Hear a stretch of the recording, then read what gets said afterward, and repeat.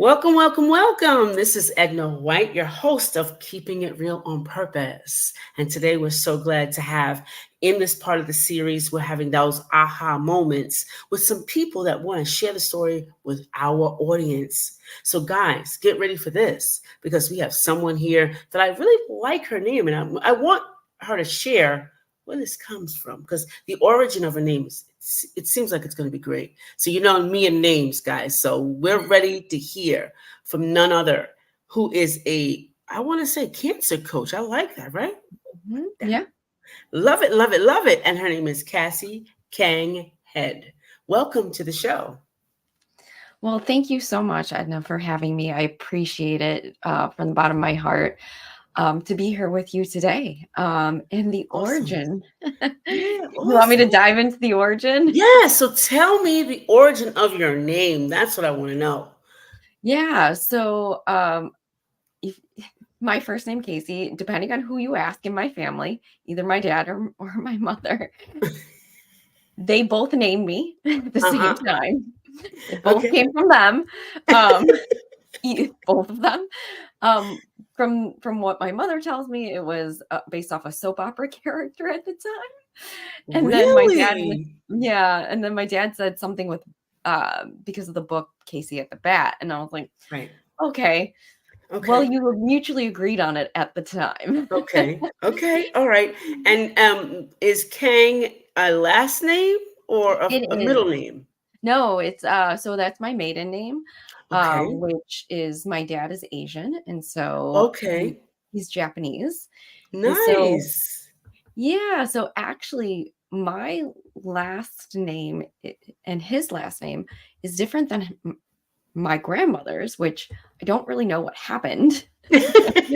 um so it got, and I think this has to do with my grandmother was in the Japanese internment camps. Okay. And so there was a lot of denial of like who we are and what we Right. are. Right. And Right. so anything to help future generations thrive, Yeah. you know, she made that possible. Yeah. So Well, that's then good. I like yeah, that. No, right? I Like, like the history part of that because that's so important. It's so important. I yeah, like there were a lot of sacrifices that she made for it. Hmm. till the day she died to make all of our lives better. So, Yeah. Yeah, and that's so very important. And I did a segment on the importance of names, and I know it's a lot to kind of dig down into that because I had that myself, being a product of, or I would say, my mom thought it was her best interest to kind of hide me from family. So she kind of mhm. changed my name around and stuff like that. And then not knowing that history, did not knowing all of that, getting married and then, you know, people, the IRS going through your name, like, oh wait, that's not your name. What are you What? talking about? Yeah, like, what are you talking about? Like, it's been my name as long as I can remember. No, it's not your name. And opening it up like that, I'm like, I had to learn that just because I didn't know the story. But it's important to have, like, talk about names and history, and that's why I asked about your last name because I love the rich history and what people go through, and the generations before us, because we're so intertwined. We forget it sometimes. We just take it for granted. We're so intertwined. It's great, great stuff. Yeah. It's, And then obviously Head is the married name, which yes. actually on October 8th is going to be um gone. So yeah. So it's temporarily there until next Yeah, month. And then after 16 years it's going to be gone. girl. Huh.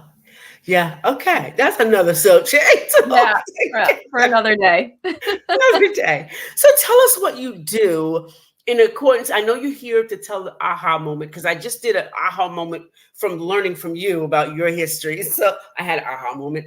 But tell us about your aha moment, and first tell us what you do Okay. Yeah. and then talk about your aha moment. So I am a trauma-informed cancer coach. I use somatic movement and breath work with survivors so they Okay. heal and are able to reclaim their life and learn how to Okay. live healthier. to ensure that they are stronger physically, mentally, and emotionally and aren't living in fear. Right. That's what I do in a nutshell. Okay. And this is all a byproduct of that aha moment. Whoa. That you alluded to. So I'm a 3-time cancer survivor myself. Wow. It's Congratulations for thank surviving. you. Yeah. Yeah, I always say congratulations. congratulations, I'm not dying. Like I did that really well. Good one. Good one. I like it. I like that one. Right? I do that really well. Yes. I didn't die. So the That's reason good. why I say that is because on paper I should be. It doesn't make logical medical Mhm, science mhm. sense why I'm alive. But Yeah. I'm here. Yeah. So Yeah. It's not so supposed to make sense. It's not. no, no. Like the drug that ended up saving my life wasn't even for my cancer. Wow. So it's like this doesn't make Wow. any sense. Wow. And you can and see that just brings about a thought that everybody's body is different. There's no cookie cutter, even cure sometimes. It's just not everybody's different. Yeah. And So our bodies respond to things yes, differently. yes, that's It's really cool. wild. Yeah. Hmm.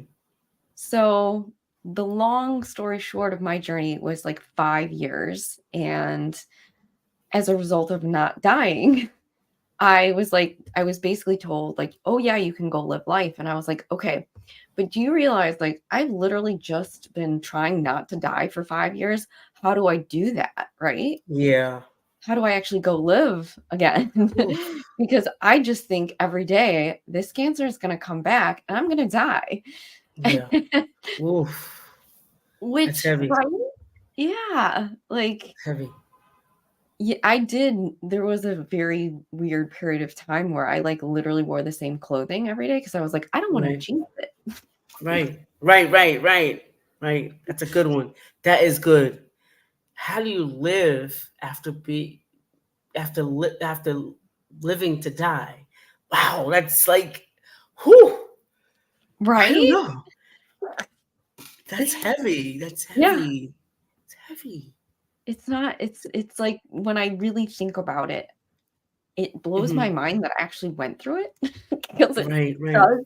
It still seems like, yes, it was a long time ago, not that long ago. It was like 6 years ago that I survived, but I was Right. like, it just doesn't feel real almost. Uh And huh.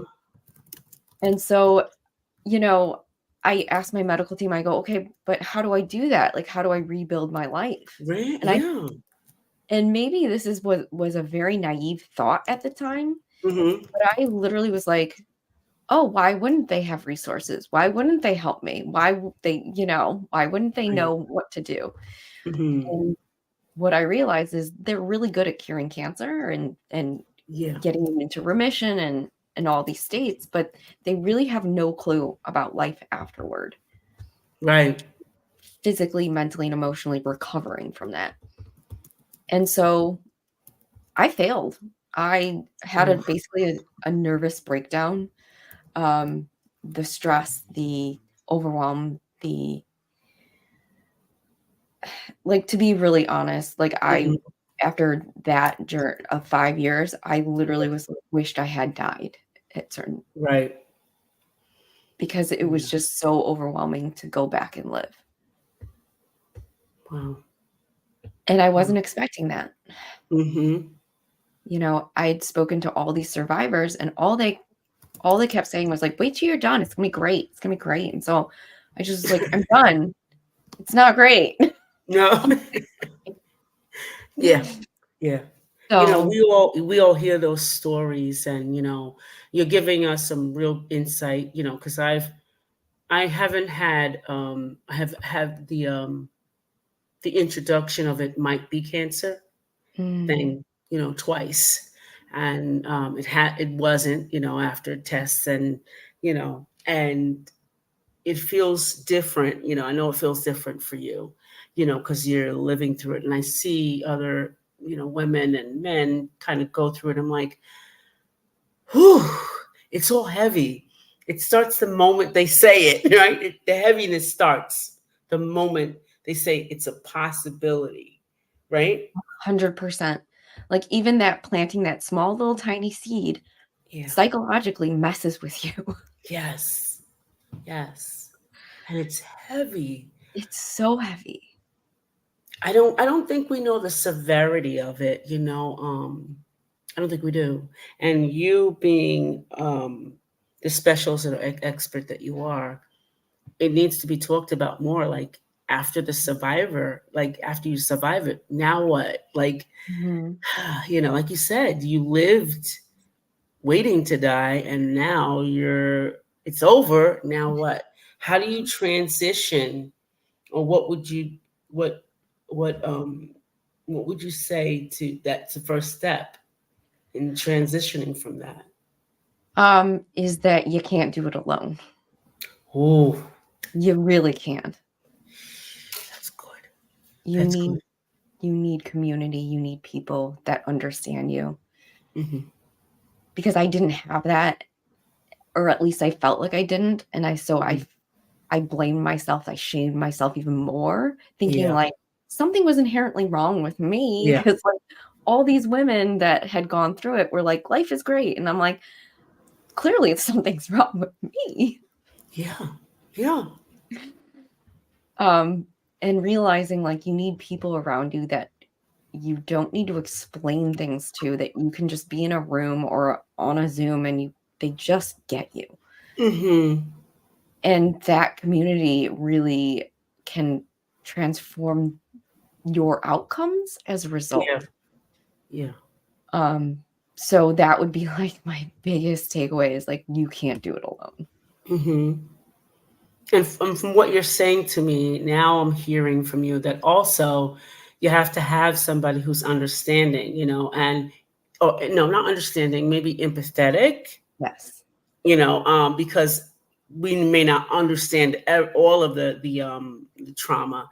I could say that when I had my car accident and I was down for almost 6 months, Oof. my children really were empathetic, and Mhm. I was bawling my eyes out, and they were like, "Calm down, mom," and I was shaming myself, like saying to my Mhm. kids, "I'm supposed to take care of you. You're not supposed to take care of me," and Right? I'm doing the total. I didn't realize that was shaming myself for Right? having something that was an accident, and I couldn't do what I was able Right. to do normally. And we don't think of that. We don't think that that's shaming yourself. You're making yourself feel bad for not being able to help or do the Right. things you normally do. Right? Because you're used to being super mom and doing Yeah, all the things. yeah, And here you are asking for help, probably for maybe the first time ever in a way that yeah, you've never had to. yeah, And absolutely. it's just it still again messes with your psyche, your Hmm. mindset, and just your outlook on life. Hmm. So it just like it left me feeling really alone, which is why community is so Yeah, important to yeah, yeah, have. yeah. Yeah, I Yeah. had that. I had that. I will tell you, my friends took off of work and stayed with me 2 weeks at a time because I was Oh, breaking down. Like you said, I was breaking. Like I was at the break of. I was breaking down, and the medication didn't do any better. It made me worse. yeah. It was like I was panicking. I was seeing things delusional. And I was on heavy medications, and I was like, this is not going well. And you have to have a community of people say, hey. Even my neighbors, they came in and like Uh-huh. helped, like, oh, I'll stay with her. I'll stay with her till so and so gets back, and it was you do need a community. You need a Mhm. community of people. Yeah. And that's just like a good life lesson too. Like we need people in this life, Yes. in this world. Um, so that is definitely something that I just always is like a foundation for me. Okay. And healing only happens in the presence of an empathetic witness. Oh, that's so good. Yeah. It's not my That is quote, good. but you need someone to hear your story to heal. Yeah, that is really And good. yeah, so through that of like searching for my own answers and having this big, ugly, messy breakdown, basically, like I call it my rock bottom moment, Mm-hmm. where I came home from work one day, I dropped my bag on the floor because I was in corporate America, and I just fell to the floor, bawling my eyes out. And my ex-husband was home and he was like, "What happened?" And I was like, "Nothing." And I was like, he's like, "Thought I got into an accident, like something at work." And I was like, "No, it has nothing to do with that." And I'm bawling. I can't even get the words out. I go, "I'm not okay. I'm not okay." I locked myself in the bathroom. Like I just was so not okay. Yeah. And I was like, "I can't do this anymore. I don't want to do it anymore."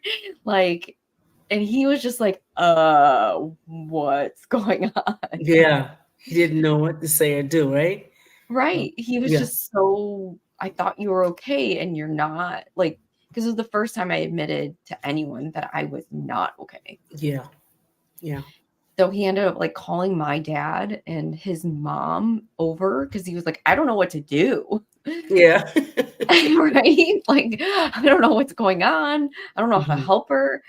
And I'm literally crying face down in front of my dad in a pillow, laying on my couch. And he's like, "Everything's gonna be fine. Everything's gonna be okay." I'm like, "It's not gonna be fine. It's not okay."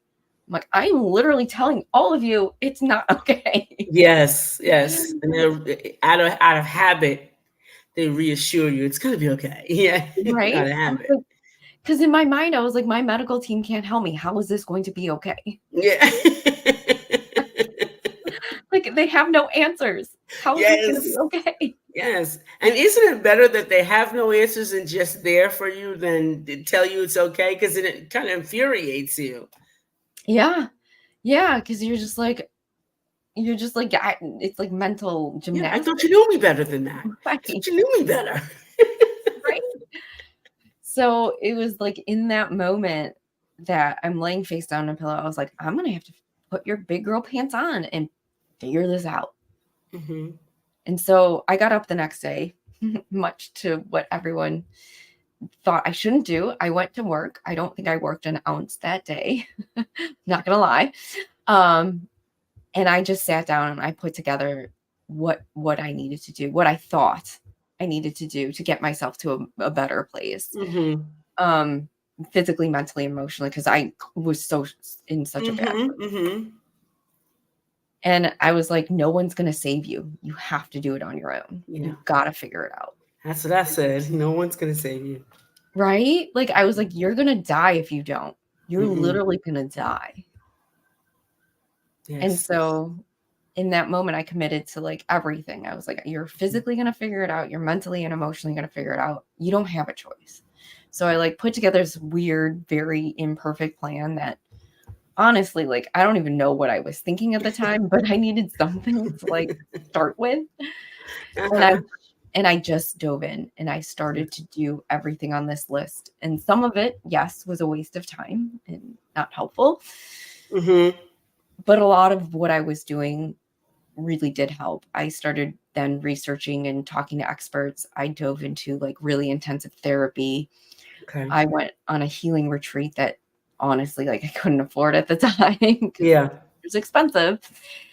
And from there, I just like one step at a time was like, "You're gonna figure it out. Hmm. You're gonna figure it out." And that was like one of the many big aha moments. But I would say the bigger aha moment, especially when it comes to what I do now, pivoting off of Hmm. corporate America, that I could have probably stayed at for the rest of my life, which would have been fine, but it Hmm. was soul sucking. Um, Yes. was that the more I shared how much I did struggle with Hmm. survivorship online, like Okay. trying to find community, trying to find connection with others, the more women were reaching out and going like, "Well, what did you do though?" And I was like, "Wait Hmm. a minute, I'm not alone." It Yeah. was the first time through social media that I realized I was not an anomaly and that Yeah. I was not alone in this journey. Yeah. It's good. That's good.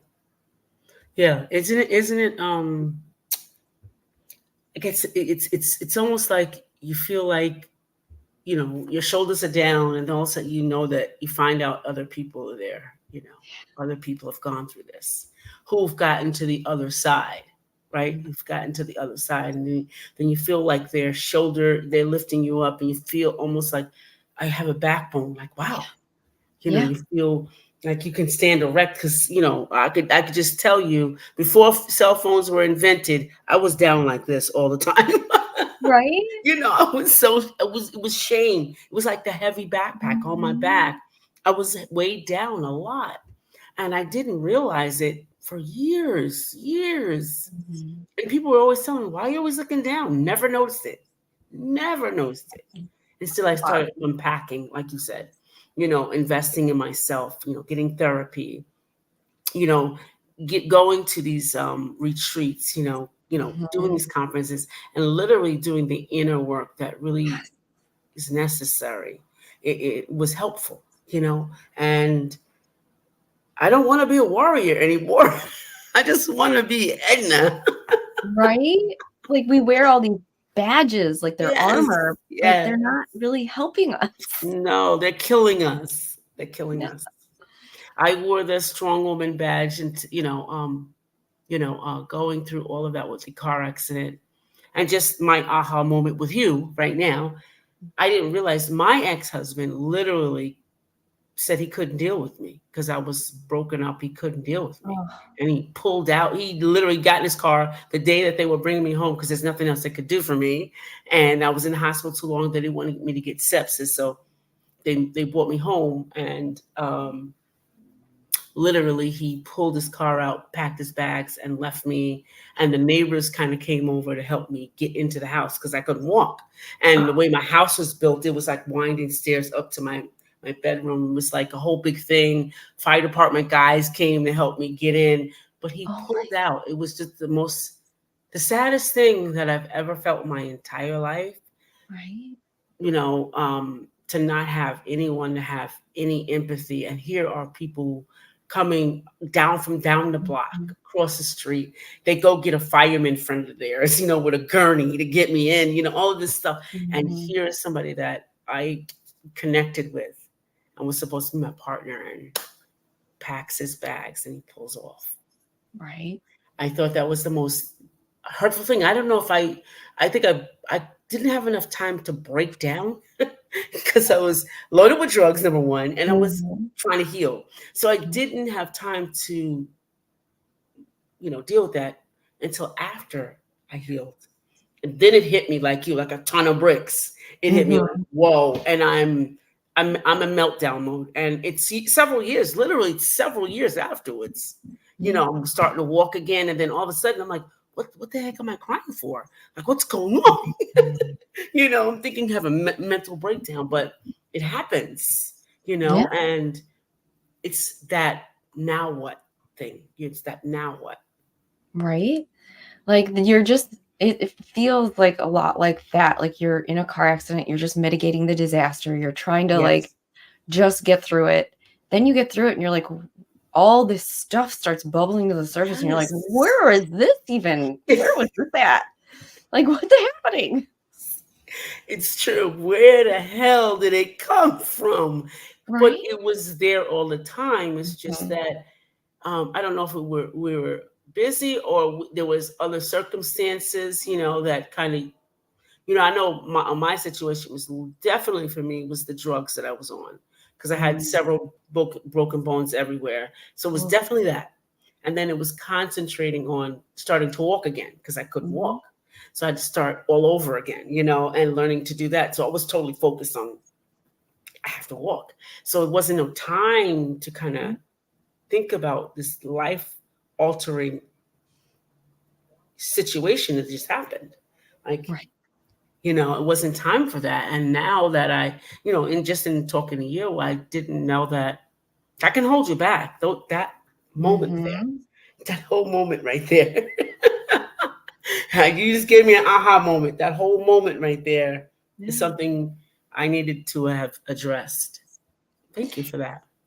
Oh, Very good. no. Thank you for this conversation, because we can't really unpack things when we're in survival either. No, we can't. Like, when we're just trying to get That's through right. every day, That's right. we don't even have the space or the capacity to unpack the That's right. things down below the surface, what's literally festering and waiting to get out. Mm-hmm. Exactly. It's waiting to get out. It's like zipping up a cat in your or a dog inside your backpack and expecting it to stay in there. Either it's gonna die or it's gonna break out. It's gonna break out. And that's what really happens to us is the live things inside of us they come out. Yeah. Very unexpected, opportune times, and just thinking about that part of that relationship that had no closure, had no reason not to be, but that could be an inhibitor to new relationships. That piece, Yeah. Right. that piece, So yeah, thanks for that. Gosh, I love that. I really love that. So tell us what you have coming on the horizon, what's new around you, how can my audience get a hold to you? That good stuff. Yeah. So, oh my gosh, there's so many good things. I'm in partnership with LLS, Leukemia and Lymphoma Society. Okay. So I'm doing I'm speaking on November 8th. Okay. November 9th at Okay. the Leukemia and Lymphoma in Chicago. We're doing an event to give back to the community, fighters and survivors. So I'm very excited about that. I do have a couple of coaching spots open as far as if you've got anyone in your audience that would be interested in working together. And it's just having this is going to be another aha moment, is you don't really realize how much someone's agitating your nervous system until they're not in your life anymore. Oh, yeah. That I agree. That I totally agree with. And when so we really say they get on your nerves, they are getting on your nerves. Yep. Uh-huh. So that's a good one. That's a really good one. Yeah, I like that. Yeah. So parting ways with my ex-husband, for the last, I would say, almost 2 years, I didn't know I could feel this good. So that's also new, which is really exciting, as you got to experience yourself. Yeah, you're right. You're so right. You're so right. I threw myself a divorce party. I called all my friends. I was like, come on, let's party. I never thought that, but when you're not aligned, no matter what it is, when you're not aligned, it holds you back. Yeah. It holds you back. And people often ask, well, what did he do wrong? What did you? I was like, I wasn't aligned. Yeah. I saw the red flags. I ignored them. I know I did. I can say for myself, I know I did. Right. I was not aligned. And this is what he did what he normally does. And I did what I normally do, but they weren't aligned. They weren't aligned. So I'm glad for that. I'm glad that, choosing singlehood is important because singlehood means that you're going to do some badass work on yourself. I'm telling you. Right? Right? Like you start to realize like, oh. Yes.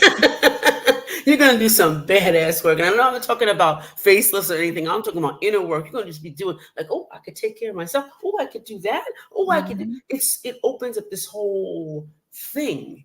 And then you know how to say no so easily. Oh my gosh. I love that. I love that saying no is something I think women need to learn more. Yes, absolutely. Absolutely. I wrote a book that I call, it says no, period. It's a full sentence. Full sentence. That's it. No, period. It's a book for people pleasers. It's a guide. You could write in it and try to solve your own problems. But no, period.